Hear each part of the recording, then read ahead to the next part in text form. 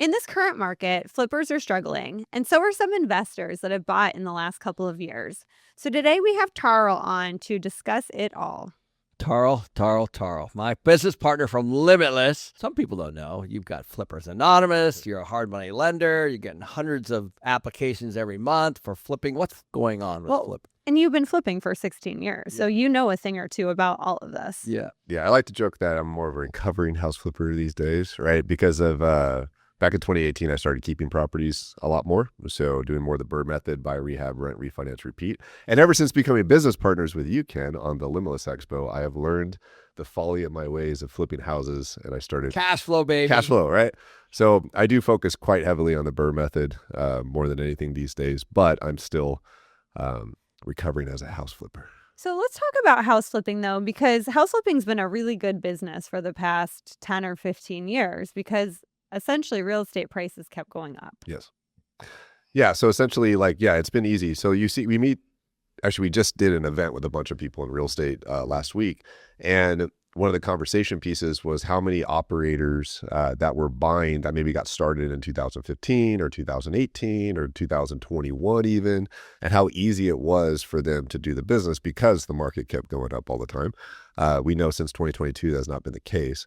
And right now there's a few of us, there's a number of operators out there that thought maybe the market had hit its trough back in 23, 24. And some markets still had more to go. And I'm not so much thinking that the markets had more to go down, but more that it stalled. You guys talk about this a lot on your channel already, but there's a lot of local markets out there that the market's just kind of chilling. Yep. But maybe house flippers were used to the market going up and it didn't do that so much. Well, let's talk about why the stalling's an issue, because on a normal seller, they are either living in the home or they're in a super low interest rate and, they have 3 or 4 months or 6 months for the house to sell. A flipper's in hard money. So if their business plan was this house is going to sell in 60 days, then every day beyond that is a hit to the profit that they were planning. Yeah, not to mention the fact that they were putting money into the property. Correct. To make it worth more. So you have that as well. Yeah, so you have factors of somebody maybe bought a dilapidated property, right? A POS, look it up, and they decided to put money into it. So they got to force appreciation, right? So through rehab and construction. So maybe a typical hard money loan would be a 90% LTC, loan to cost. So if somebody bought a property for $100,000 and put $50,000 in construction into it, that's $150,000 at cost. 90% of that would be $135,000. So they put $15,000 down. So they're fronting $15K and then they do the construction and do all that great stuff. Cool. In a perfect world, that's great. And they have holding costs. So most hard money lenders right now are charging, if you're a super savvy investor that's been around for a while, you might find a hard money lender, they'll get you 8.5% right now, which is actually really, really freaking low, right? Good, yeah. Really, really low. But most people are going to be around 10 to 12. And so if you take the average being 10%, right? So at $135,000, that is $13,500. Now this is a low, cheap area, right? So let's call it let's say most projects are $350,000 because that's typically what it's going to be for most of the U.S. That'd be $35,000 a year in interest, right? Or let's call it $3,000 a month in hard money cost every single month that they have. They're points too, right? Typically, if you're a savvy investor, most hard money lenders will get you down to 1 point, but historically most are going to be 2. For the most part, 2 And points. what does 2 points mean? 2 points. Point is a fee. So it's 1 point would be 1% of the loan origination. So if somebody borrowed $100,000, 1 point would be 1% of that. So it'd be $1,000 fee in addition to interest. So the whole concept, one of you guys just said a second ago, about thinking that the house is going to sell in 60 days, back when I started going full-time in 2010, 11 and so forth, we would map into our budgets that a house would sit on the market for 3 to 6 months. Easily, right? That would just be, especially when I started buying in Pierce County, Washington, which Tacoma, versus King County in Seattle years ago. I already knew that if it was in Lakewood, Washington, I'd be on the market for 120 to 180 days. That's just what it was, budgeting it in, right? But I think a lot of operators that got started maybe in 2018, 19, 20, 21, they're used to this week, so they're not budgeting that timeline. They're also not budgeting concessions. It's very normal right now. I mean, you talk about this on podcasts a lot as a #1 realtor in Scottsdale, Arizona, right? That people are asking for concessions. They're getting away with 2, 3, 4% concessions. And if you're a house flipper that has 10, 12% interest money, right, a bunch of money capital out, you might have multiple projects going on. Yeah. You might have already been overage on your rehab. You might have already been overage on your time for construction. And all of a sudden you're sitting on the market for 3, 4, 5, 6 months. That interest keeps coming out every single month. And if you have 5, 6, 7 projects, it just can destroy you. And you might have 50, 60K a month coming out, if not more. And most house flippers are mom and pop shops, right? They're not large production. You add one more level to it, which a lot of people out there might borrow private money lenders, right? Which is somebody that comes in as a private investor. Some of those private investors might allow what's called accrued interest, which is where they're not making monthly payments. They pay on the back end like a balloon. There's something insidious about that at times, because if you're a house flipper, you don't see the payments every single month. Yeah, that's not good. And you're like, negative amortization loan basically is what it is, which, don't get me wrong, if there's house flippers on here, they're like 100% financing, accrued interest, no payment till you sell. Everybody wants that, right? But if the market goes up, if the market goes up, or if you get it done on time, or if you hit your numbers and your ARVs after repair. So I could talk about this stuff for days, but we're seeing that in the trenches. Myself personally, I started buying in Savannah, Georgia in 2024 with the purpose to keep. Now, we opportunistically started flipping some of them. And the ones that I regret the most right now are the ones that we opportunistically thought to flip, because some of those are sitting on the market still, right? And now we're starting to keep rentals that we weren't planning on keeping. So I also think there's a level of forced landlords that are going on with house flippers. I would also say one other side is that most house flippers don't have the best financials from what I've seen. And because they're used to just making cash as they go. So even though they might become a forced landlord, they don't always have the right financials to keep the property. And then they get stuck with a DSCR loan, which is nothing wrong with that. They might have higher interest rates, bad credit. I can rant on this all day, but there's a lot of pain out there with a number of house flippers. Yeah, you've got that Flippers Anonymous. I know you. I remember I jumped onto one of them. You had a big Zoom, and there's a lot of people that you connect with in this industry. So what are the pain points that you're seeing? You have a huge network here. Mm-hmm. Yeah. So pain points, of course, there's a couple of things. Nobody wants to go backwards. So that's the biggest fear that I think most investors have right now, is going backwards. But there's also the pain point is having the house sit on the market. It's not selling. Maybe they under budgeted, so they're already over rehab. Maybe they were aggressive on the after repair value, but it's not selling. And you've talked about this, we've talked about this, where you start chasing the market down. Yeah. $5,000 increments, $5,000 increments, but then the market's already lower, right? There's recently I started buying in Austin, Texas. In Austin, Texas, as you guys have talked about, is a very depreciated market right now, right? Yeah. A lot of inventory. And I'm just watching on the sidelines, watching that happen, right? House flippers that are just maybe, oh man, I need to sell for 600, but they don't want to go below that. And then they finally drop it to 595 or 580, but they should have dropped it to 550, and then it sits even longer, right? And now a word from my paid sponsor, PadSplit. Look, if you've been trying to make single-family rentals pencil out in this market, you already know that the math can be tight. With high rates, properties that would have cash flowed 5 years ago now often break even at best. So what do?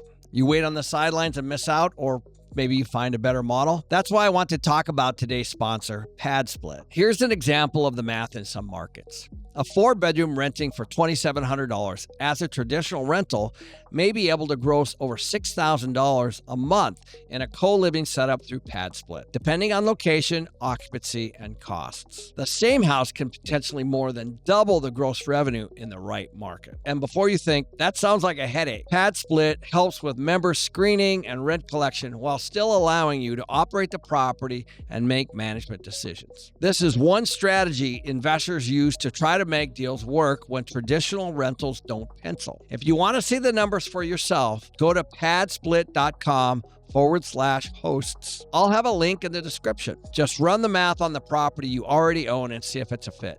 You might be surprised. I'm seeing that just on the buy side too, where, we've offered house flippers offers that they have not taken, and then it sits and now they're below our offer price. Correct. That's happened to me, right? So in one of our projects in Savannah, we had a project that we originally listed. I don't remember what it was, but let's just put it this way. We had what we ended up selling it for after 6 months on the market was for less than an offer we had within 1 month of the market.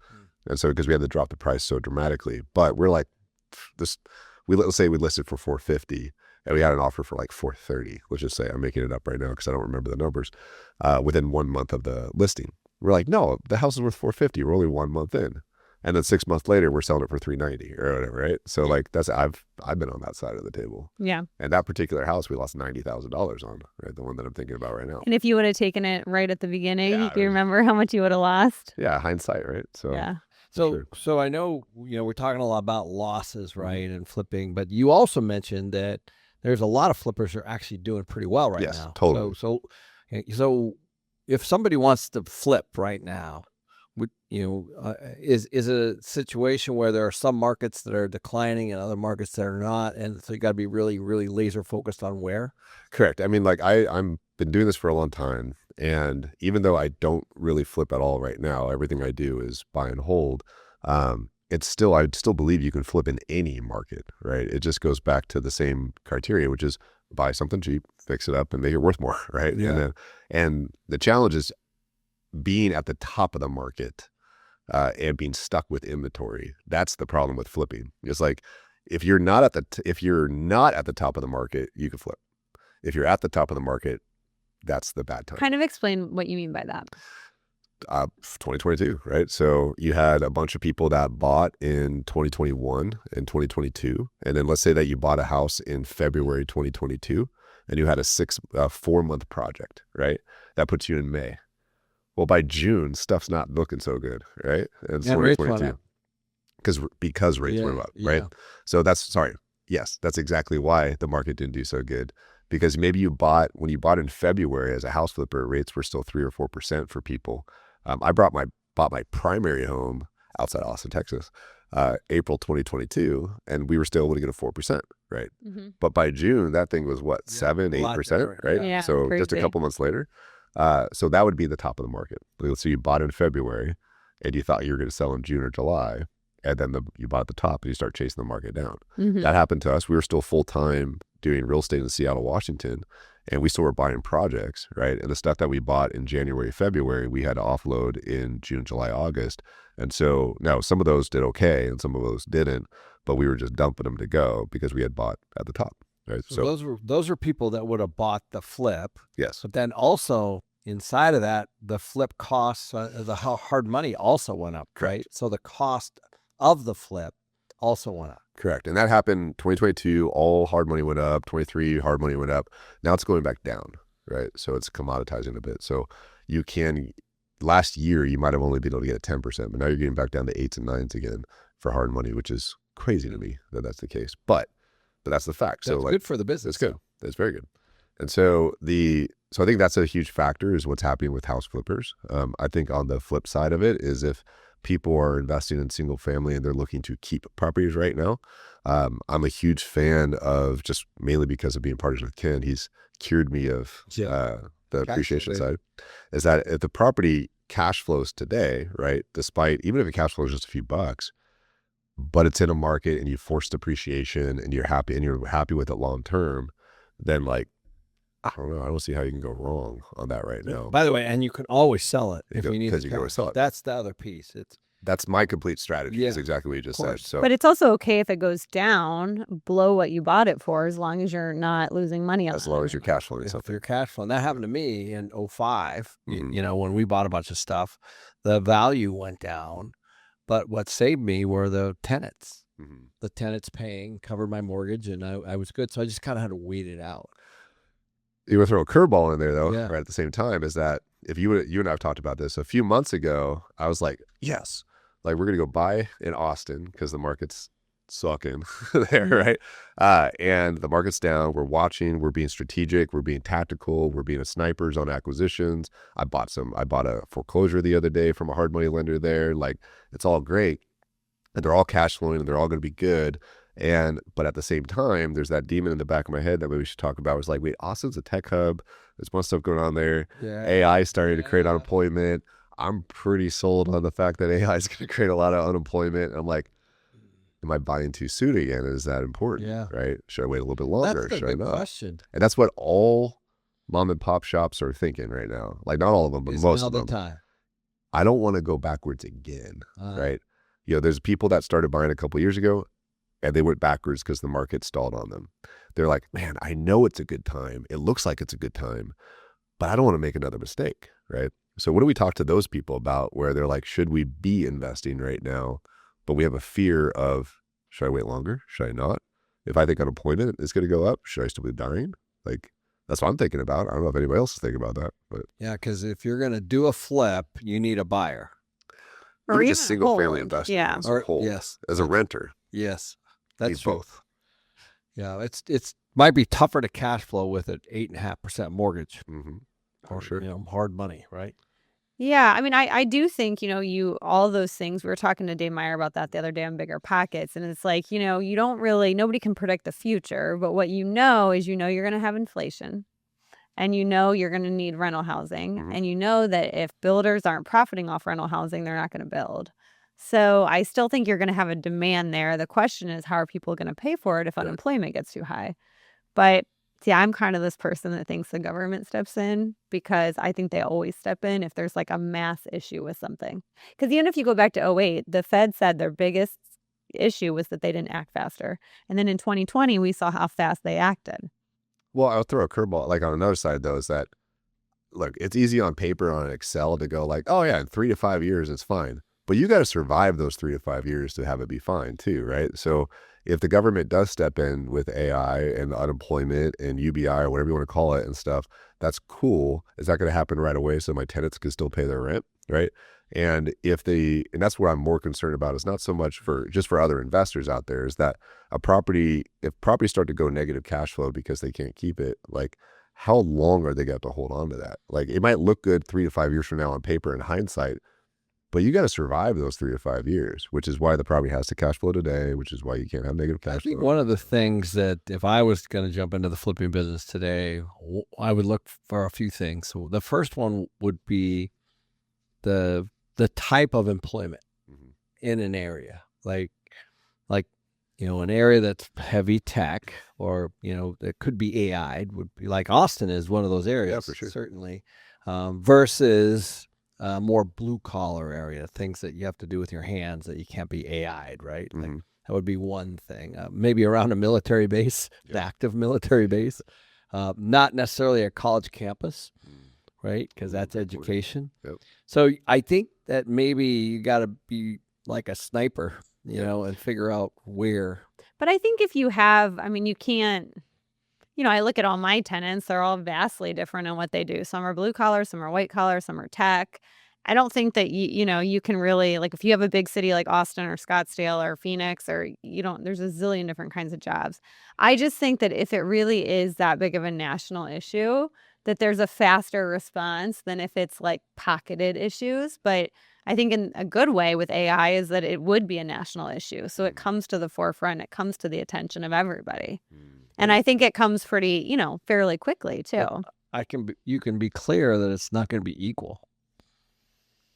That's for sure. AI will make some areas very painful and other areas less, for sure.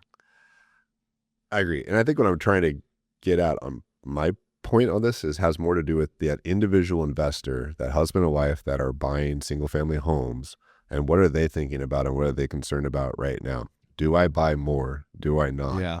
Right. That's really the question. So, but if it's interest rates, one of the factors is interest rates, right? Like, I think there's some sentiment out there, including us.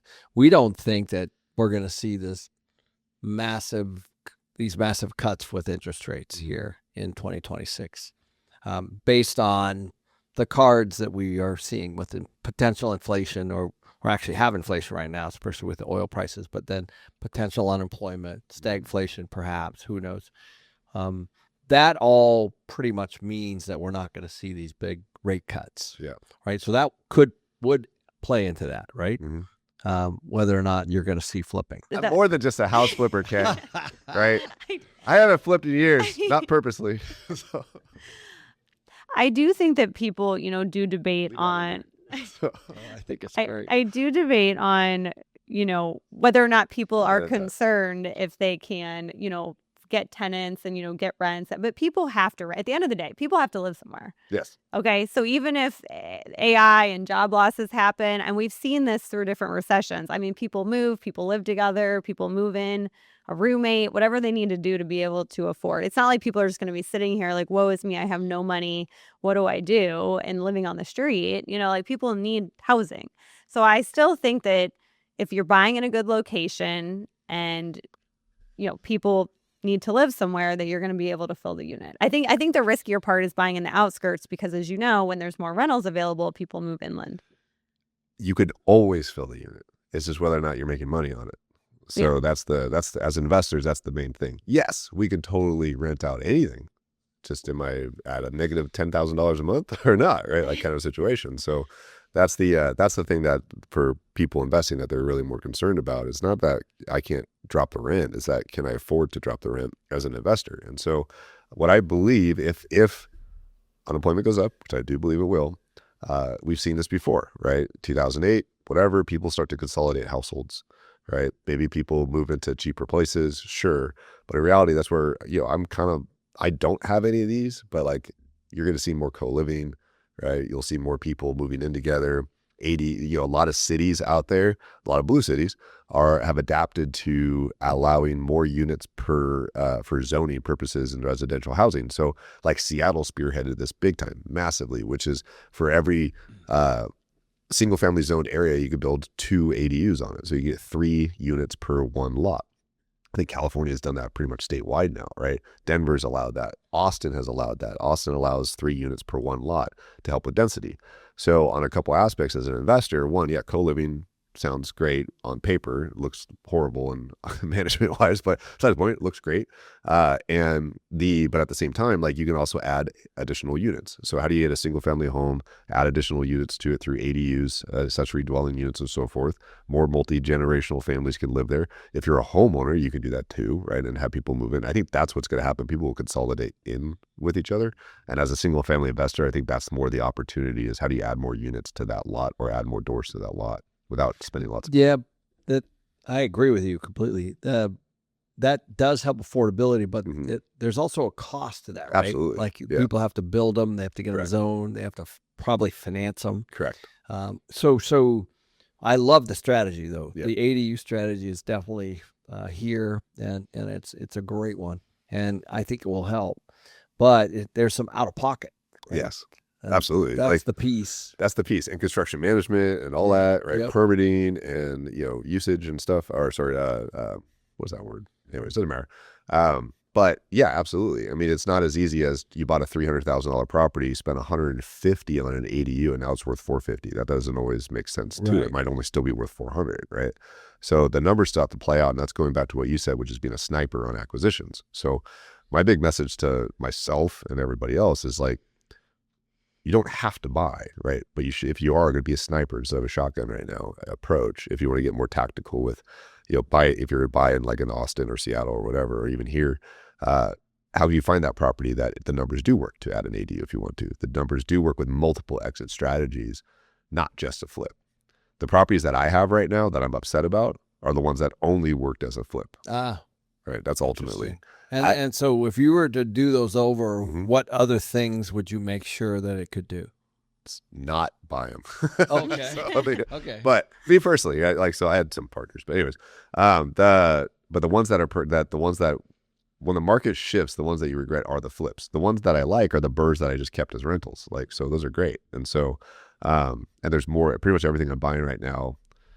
A BRRRR is buy, rehab, rent, refinance, repeat. So you buy a messed up property, you fix it up, you refinance, and you keep it. All it is just a flip that you kept. That's it. And so on purpose, that's the key. And so a BRRRR has to be a good flip first. And so, but a flip doesn't have to be a good rental. But a BRRRR has to be a good rental and it has to be a good flip. So if you're focused on that, buy a good rental that is also a good flip, then you're going to have the appreciation from the construction that you forced into it, right? And then you can still rent it out in cash flow. The downside would be is if it doesn't appraise for as much, or maybe you have to leave more money into it. And I think one of the negatives of the stigma of BRRRR right now is because of videos that I used to do back in 2018, 19, and Brandon and a bunch of other people, which is the infinite BRRRR, which is when you go to refinance, you should have 100% of your money out of it or it's not a good BRRRR, which is ridiculous because that's not actually really. It'd be great. It'd be great. The market has to be perfect. Correct. Yeah. Today, yeah, I'm leaving money in these properties, right? So that's what you do. And so to be able to have them cash flow, I wish I didn't have to, but that's the reality. And so welcome to reality. So you actually have to have had an investment in something. I think last year, 4th of July, like when we were in Coeur d'Alene, I think I was saying like, oh, I'm going to have like these properties here, and I think we're going to have like $500,000 into them. And you were like, oh, that's really good.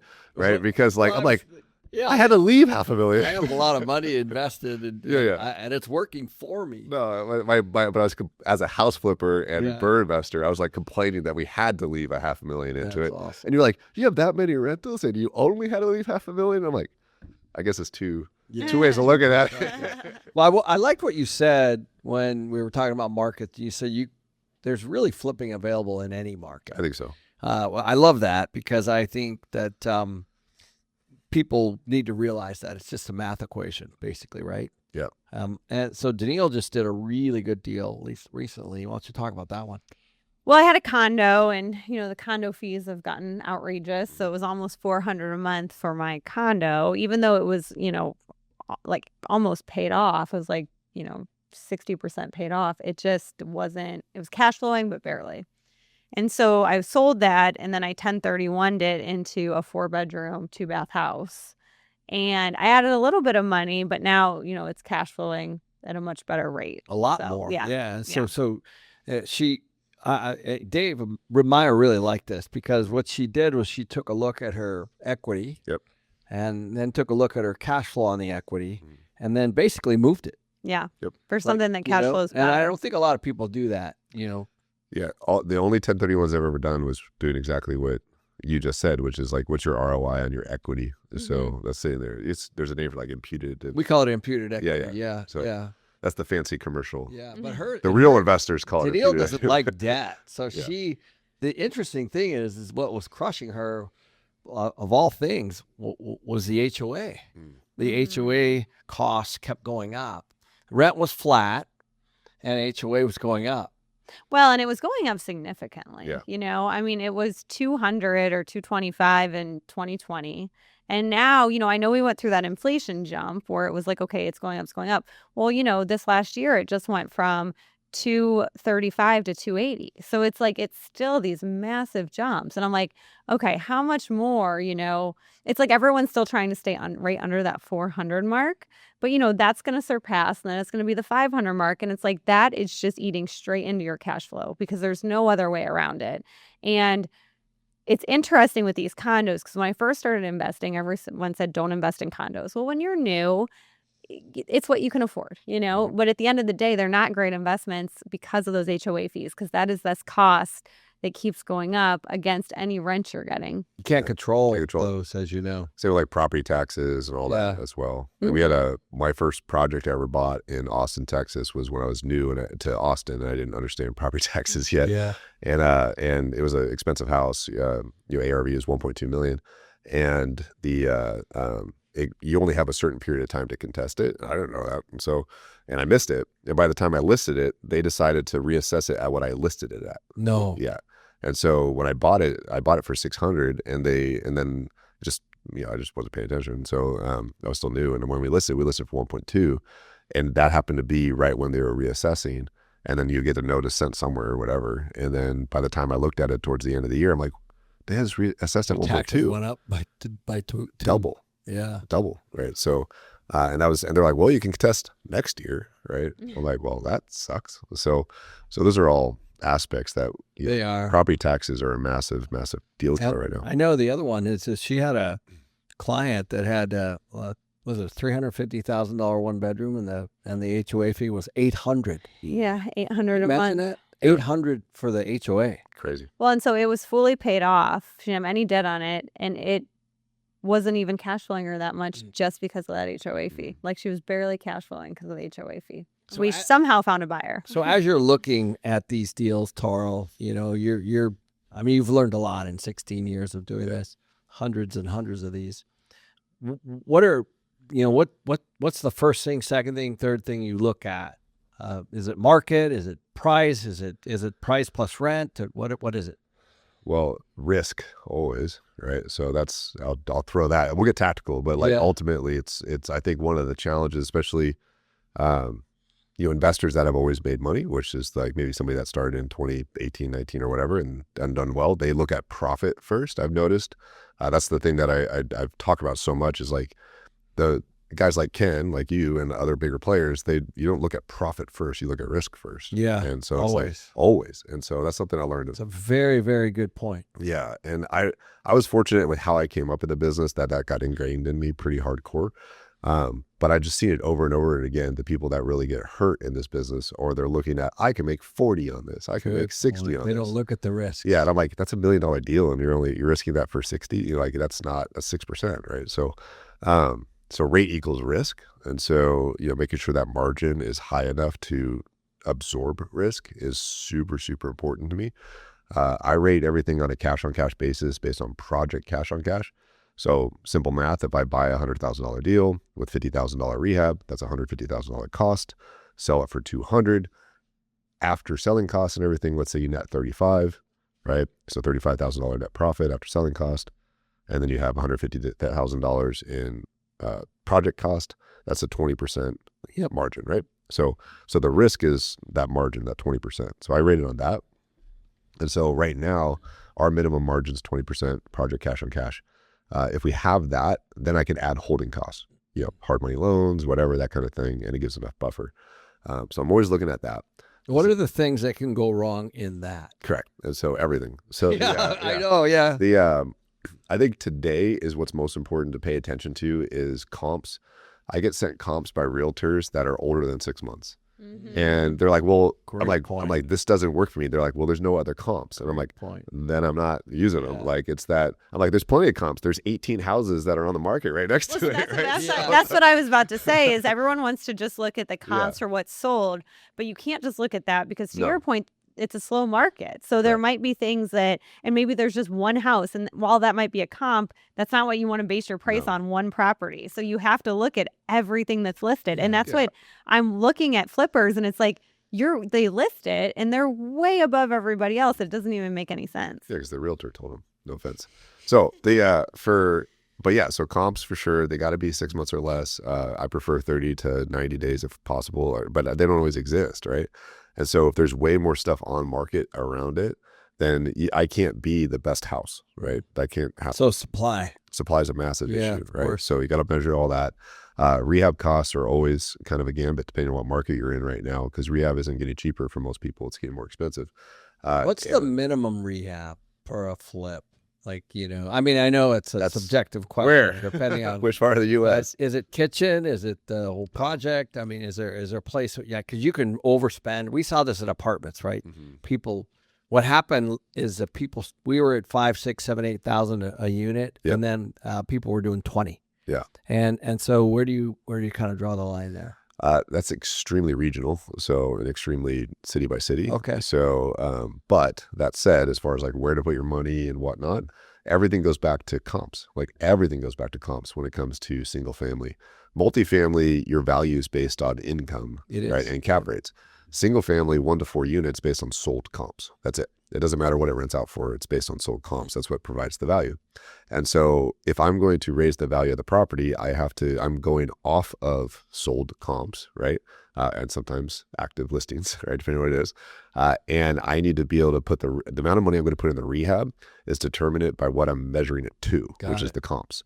And so if my property, if the comps all have quartz countertops with waterfall backsplash, whatever, all that great stuff, and like full frameless glass showers and whatever, right?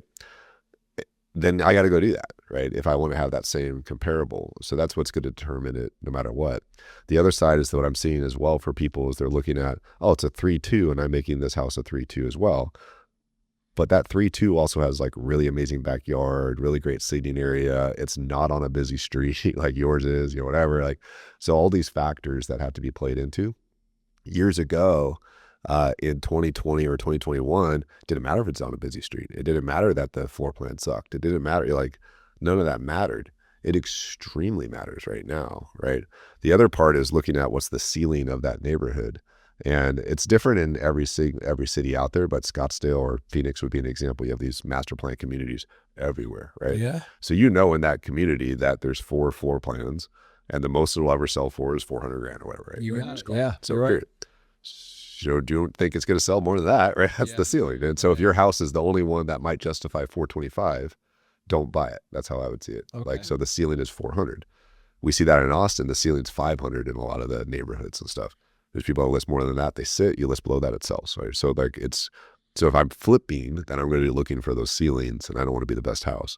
If I'm keeping, it doesn't matter as much as long as it cash flows. So, so those are all factors that I'm looking for. So do you want to be middle of the road at the bottom? Certainly you don't want to be at the top. But I would love to buy at the bottom and fix it up so it gets to the middle. Yes. You want to bring it to the middle? I would love to be Buy at at the bottom, bring it to the middle. Yeah, I'd love to do that all day. Yeah, Okay, I don't want to be high end right now. Yeah. Yeah. But I want it to cash flow. So that's the thing. I think the property taxes kills it in Texas though. So, so those are all like tactical things, right? Measure risk. Rehab can get out of control. One of the best things about learning to flip is you get really good at construction. And I think one of the challenges tactically for people is they get really excited about acquisitions and they get really excited about disposition, and everything that messes us up at this stuff in the middle. Right. And so that's what's people say, I can't scale because I need more money. I'm like, well, you can't scale because you can't operate your business. And so that's why you're not getting more money, because you can't do more deals. It's never the money. It's operations. And if you can run 2 or 3 projects at a time, that's great. But you want to scale to 5 or 6, it's a different business. And so it's construction. It's always construction. But you get good at it, the better you get at flipping, which makes BRRRR investing even easier, right? And even on a 1031 exchange level, like that's the best. And so if you can do a reverse 1031 exchange, that's even cooler. And so like there's all sorts of stuff that you can do. You can use construction funds, your 1031 money as construction funds in 1031. But a normal landlord doesn't know how to do that, in my opinion. Right. Yeah. But a house flipper can. Well, the reverse is a lot more complicated too. Yeah. So there's all these cool tools that unlock for you if you understand operations and construction, and you learn that in flipping. On the other side of it, people that buy and hold all the time, they're very good at their finances. Right. So like those two need to come together for house flippers. For sure, right? So, I'm speaking at it like, if you looked at my stuff in 2016, I was a hot mess, right? I made a lot of money, but it would take me a while to show you how I made it. And but in 2017, we cleaned all that up, right? So it's just all these things that I think is a natural progression is. Well, right. Because when you're making money, you're not looking at the mistakes you're making because you're just making money. Yeah. Ken said it to me one time. It's like, you never learn anything when you're making money. Right. So, yeah. Now, why do you like the Austin market? Because I know you're buying a lot right now in Austin, and Austin's also getting hit really hard. Jury's out on that one. I don't know yet, but we'll see. I live there. That helps. I've avoided it since I've lived there since 2022. I've avoided buying there. I bought some opportunistic things like that one down the road for me that ended up selling for less. But bought it for thinking it was going to sell 1.2, sold it for $1 million. Oh. The market dropped, right? Yep. I missed a market window by 3 months. And so the market shifted fast in Austin not too long ago. Still made money though. Bought a duplex or 2 over the last couple of years, but that's it. And then I was looking at stuff and I was looking at the markets, and I texted 2 people. Right. And I said, all right, if you know about me, you know what I'm really good at, you know what I've done in the past. I'm looking for these type of markets and this type of stuff. Where would you invest in single family if you were me? Right. The first person I texted, I text both these people at the same time. First one, let's just say, was Kathy Vecchi, right, who runs Real Wealth. Love her. She studies market all the time. She's great, big single family, cash flow person, whatever. She gave me 3 markets. One of them was Austin, right? And then I texted Ken, right, and he gave me a list. And one of them was Austin. And I'm like, maybe it's confirmation bias because I live there. Yeah. Right? And I'm like, I live there. This is easy, right? Why am I not looking at? So am I bullish on Austin? It depends on the time frame you're looking at. If you're looking at the next 12 months, heck no, right? I'm actually betting on it going down more this year, like betting on it. Rates. There's a lot of people right now in the Austin market that have been waiting that delisted in the winter, right? And they were like, I'm going to list in the spring and summer. So many people did that, right? And they're all coming because they figured, hey, new Fed chair and all this stuff. And one thing I'm not trying to make fun of tech hubs, but tech hubs have a lot of really smart people in it. And they believe that they're the smartest person to list in the spring and summer when the new Fed chair comes out and the rates just automatically drop and everything's going to go up. And I'm like, I'm worried about that doesn't happen. And I think we're going to see another influx of supply and a lot of stuff sitting and more employment. And I think that's all going to happen in Austin. So what I'm doing in Austin is building more of like a net in a sense. You can't go from 0 to 100. You have to build up to that, right? And so I shut my big real estate business down in 2022 when I moved to Austin. And so we just been playing as like a joint venture, co-investor, that kind of thing, opportunistic things with friends, my own stuff. But I haven't been full-time in single family. Sorry, Ken, you made me start saying flipping again. Full-time single family investor again until recently. And so I'm rebuilding that up right now in Austin to catch a net just to see what happens. And so that's I have more theories on that and how to do it. But ultimately, every single property I bought so far is well below tax assessed and well below its replacement cost. And so I figured long term I'm pretty good on both those things, especially with if it's a really crappy property. If the land is tax assessed for more than what I'm buying the house for, that's not too bad. And if the replacement cost is much higher than what I'm buying it for, that's not too bad in the long run. That's how I'm looking at it. And are you throwing a renter in there just to mitigate your risk? Fixing it up and then throwing a renter. Okay. So you still have it and you can move it again later if the market corrects. And if it goes down anymore, you're still covered. Correct. And I can still dump it if things don't work out, right? Because of the BRRRR strategy. Yeah. So you're deploying capital, getting a hard asset, putting a renter in there to cover it, and then you're just waiting to see what the market does. Pretty much. It's just holding assets. I would not flip in Austin right now. I would stay far away from that. I would also stay away from Austin if you want a bunch of cash flow, because these are it's hard with property taxes. Yeah. And the only reason why these work for us is because we're forcing appreciation through construction and being able to level out. We might be adding more units, ADU, buying duplexes, triplexes. That's the only way to get them to really cash flow, right? Surgical on that. The lots we're buying are geared towards lots that we can develop with ADUs on it. Some are better than others and so forth. We're looking at that. And just waiting. But I also don't need to buy 100 right now. We can just watch. What % down are you putting to make it cash positive? Well, it's more about what % do you leave in after the appraisal based on, so down is the wrong word that I would use for a BRRRR. So let's say you got a $300,000 project, right? So it's purchase rehab. Okay. Appraises for 400. And you can get 80% cash out refi, 75% cash out refi. So technically you'd have no money in if it did that. So the bigger question is, how much do you got to leave? Do you do a $300,000 loan on a $400,000 property and still have a cash flow? That's really, Does this make sense? Yep. Right? Yeah. Depends. So everything there's property taxes.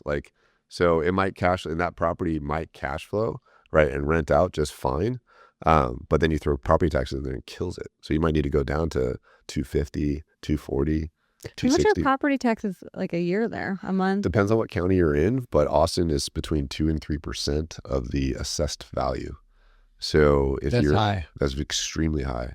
So that means if you're at a $300,000 assessed property, right, at 3%, that's $9,000 a year. Wow. Which is ridiculous. Yeah. So, and just to put that in contrast, Scottsdale is like $3,000. Yeah.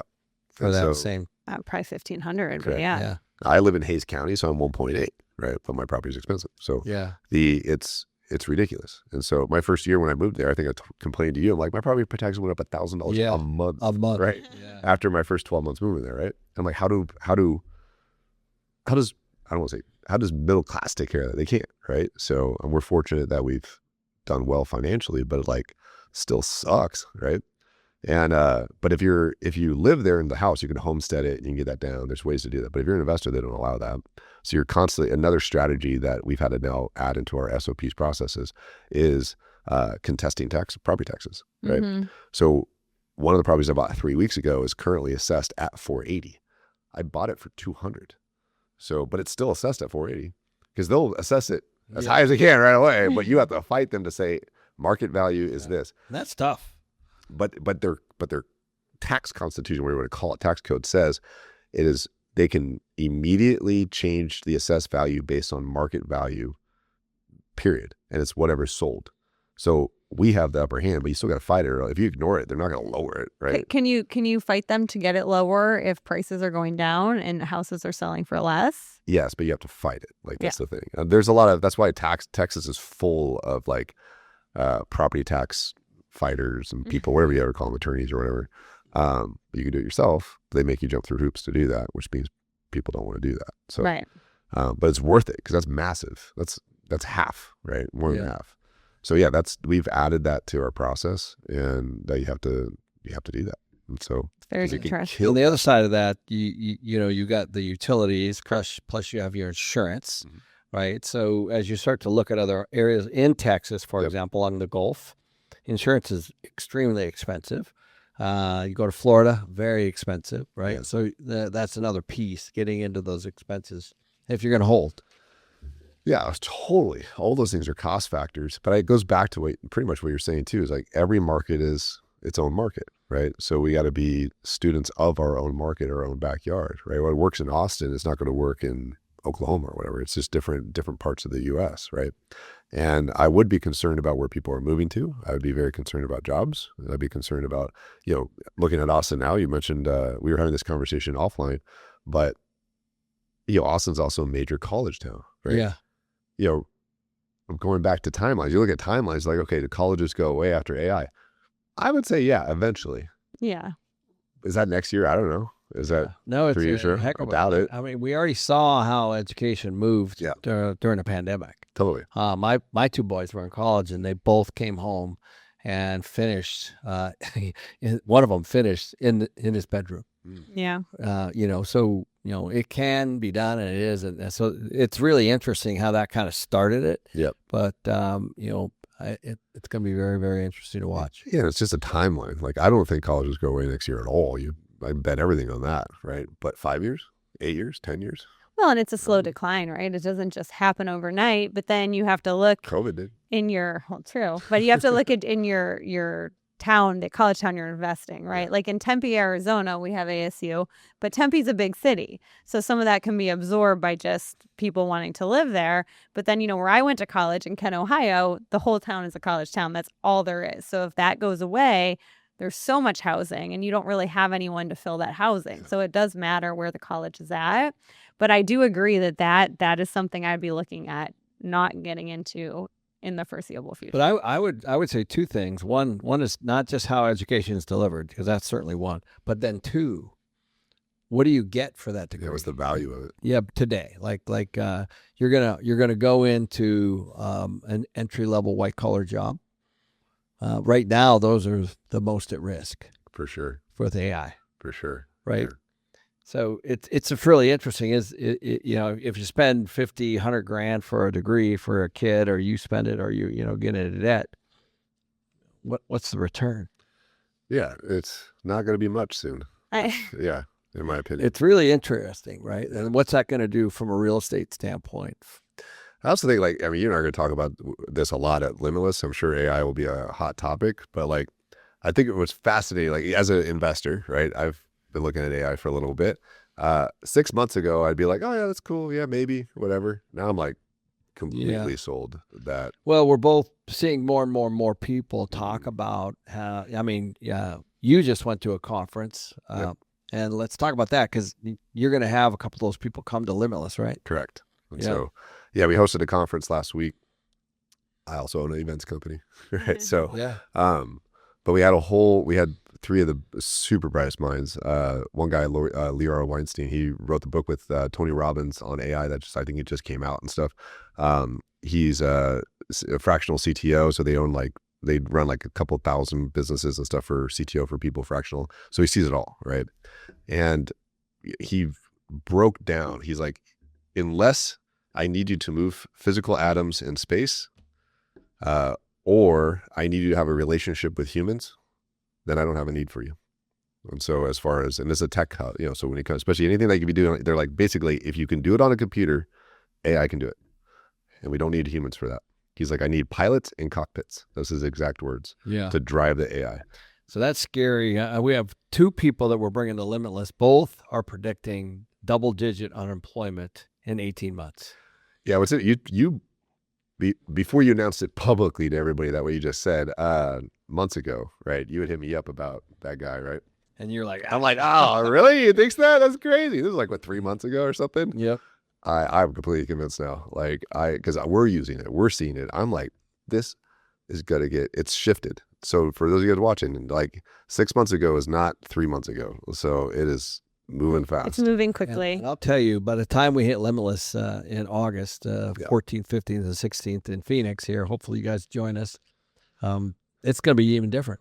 It'll be a very different. And we are finding the best people in the world to bring to speak to you guys about this topic. And more importantly, what you can do to get in control of it, because it's coming for sure. We what's going on with Iran, oil and gas? How does that all affect gold and precious metals or anything like that? What's unemployment going to do to real estate, right? What's interest rates happening? What's going to be the fiscal policy? Are we going to be printing money now? All of this can be happening over the next 3 to 6 months. Yeah, it will be happening.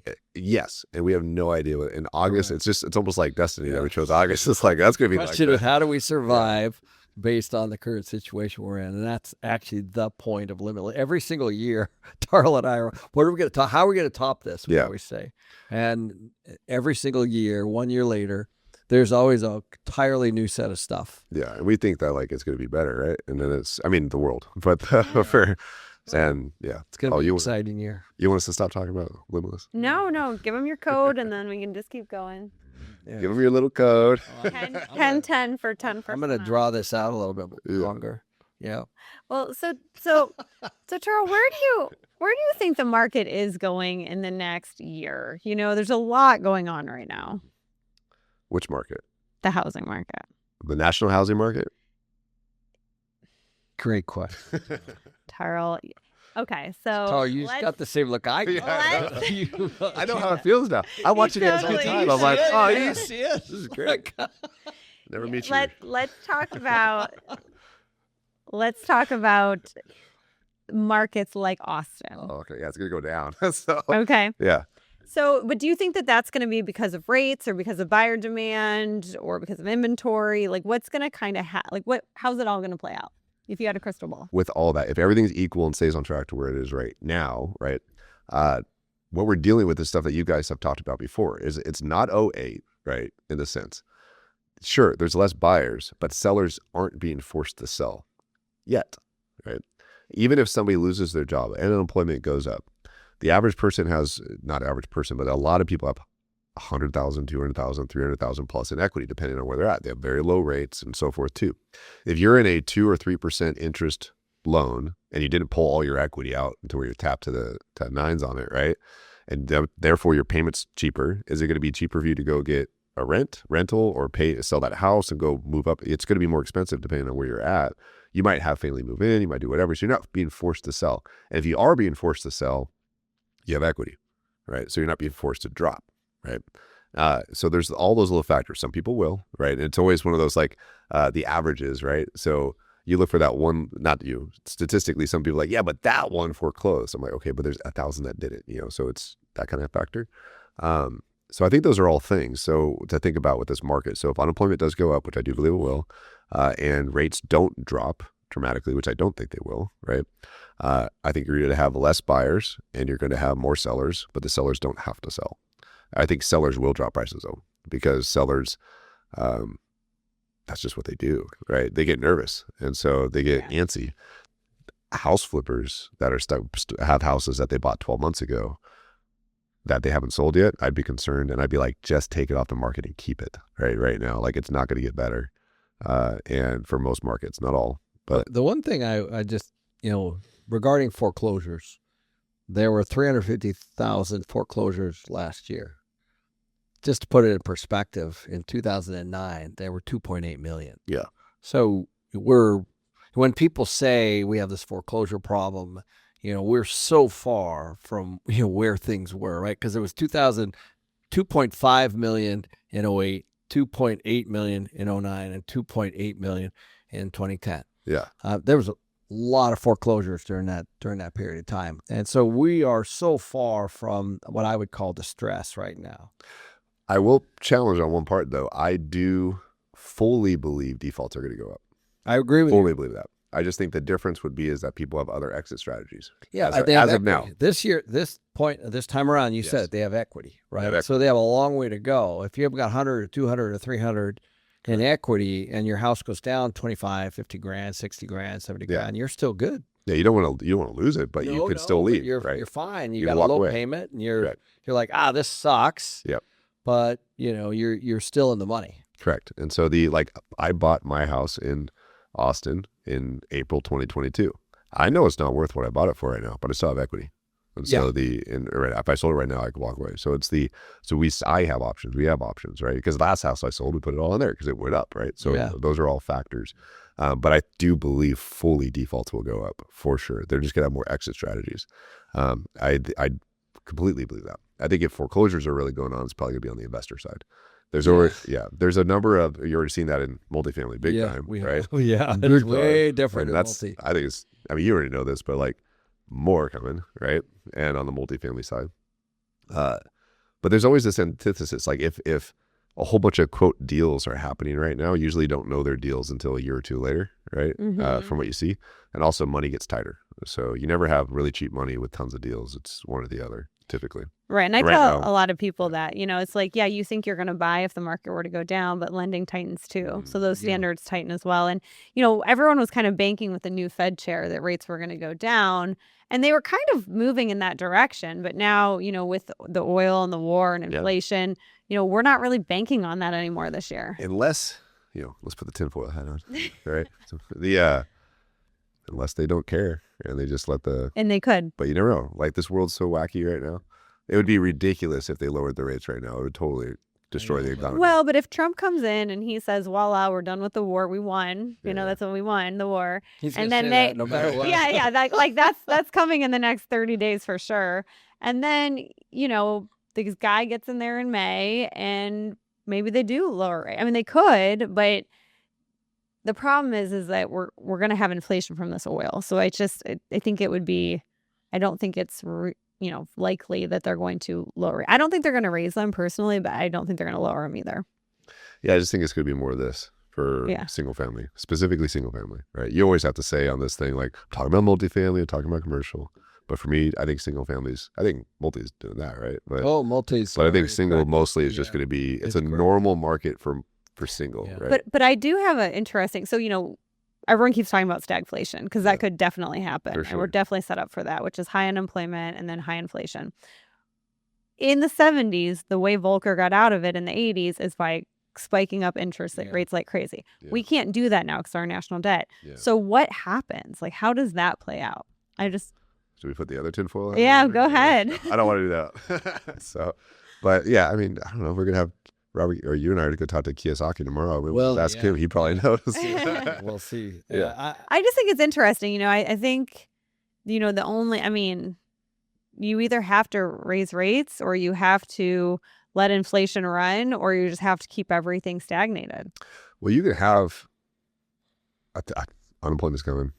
It's happening. But you can also have deflation at the same time, right? There's a lot of things that can happen. Like, it's just, that's the factor. I'm always looking at it in the sense, like, how does that affect me as a real estate investor? And one thing that I've learned over the years being an investor and also getting to know Kenny, invest in hard assets. Hard assets, that cash flow. Yeah. And I one thing I do think, I believe that we're still going to have an affordability issue for the next few years. Yeah. And so what does that mean? To me, that means that there's going to be more people that are going to be forced, unfortunately, to kind of stay in a rental position. And, and so I do think that, that's a really good play, at least for the next few years. Yeah, because, dude, the real winners of an Austin market right now are people looking for dope apartments to live in right now because they are cheap. So 3-4 months free, right? All that stuff with like a golf simulator and whatever you want on it, right? 2-bedroom, 3-bedroom, doesn't matter. Like, so people are just going to watch, right? And there's going to be plenty of options in certain markets that are crashing down. So there's always a winner somewhere in each market. So well, and I see that too with first-time home buyers. They're like, well, if I transition from this apartment I'm at where I'm paying $1,800 and I move to this house that's like not my dream home, but now we're talking, $3,500 plus utilities and tax and everything else. It's a big jump and people are hesitant to make it. And I do understand. I think they should because I see the writing on the wall and everything else, but I do understand why they're hesitant to move. Well, most of us are rear view investors, right? So we're looking at it, we want more surety. And everybody, we want to wait, not we, but a lot of people want to wait till they're more certain that it's going to be a positive investment, a better investment. But by the time that's the case, everybody else is doing it too. And it's, which means that's when you get out of it. And that's when you drive, that's when things drive Yeah, up. correct. Yeah. And so but that's why you guys teach this. That's why you guys do this channel. That's why Kiyosaki writes those books, right? So so hopefully some of us will figure it out. Yeah. And because not everybody's Takes going a while. We don't do it when we're young. Yeah. People are still making funny photos with AI instead of using it to actually build a business. So It's nuts. yeah, that's going to take a while. So, Well, yeah. Tarl, thank you, by the way. This has been fantastic. Great to have you in Phoenix. Thanks for having me. Where This is can great. people find you if you want to be found? LimitlessExpo.com. Limitless Expo. Use Ken10, right? At a 10. discount, right? Prices go up all the time. TarlYarber.com, right? That's the easiest place to reach out and so forth. There's a bunch of free resources on there and stuff too. And of course, Limitless. Limitless is Right around the Limitless is corner. Limitless. Yeah. Let's go. In August, You guys Phoenix. want to meet us personally? Be there. All right. We'll see you guys next week. Thanks, everybody.